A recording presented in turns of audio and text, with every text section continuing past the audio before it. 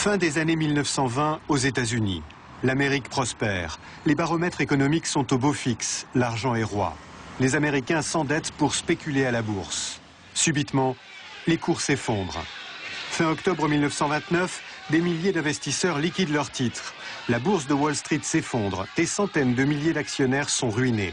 Cédant à la panique, les banques américaines exigent le remboursement des crédits aux États-Unis et à l'étranger.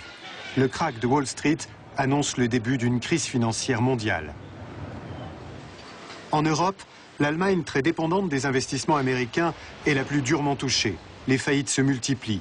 Des millions de salariés se retrouvent dans la rue. Le nombre de chômeurs passe de 1,3 à 6 millions.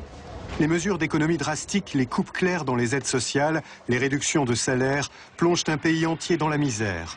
La crise monétaire de 1931 donne le coup de grâce à l'économie. Des millions d'Allemands luttent pour la survie.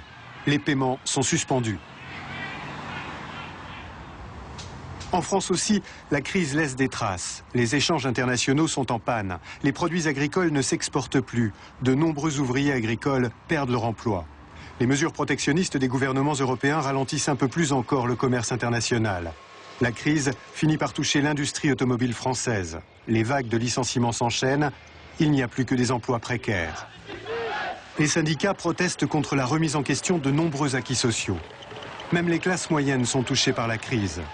Mais en France, cette dernière ne conduit pas à une catastrophe politique comme celle qui se profile en Allemagne.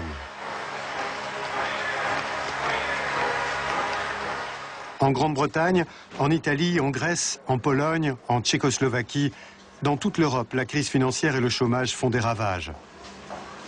La misère touche une large partie de la population. Seule l'Union soviétique semble échapper à la tempête. Il faudra attendre fin 1933 pour constater une lente amélioration de la situation économique.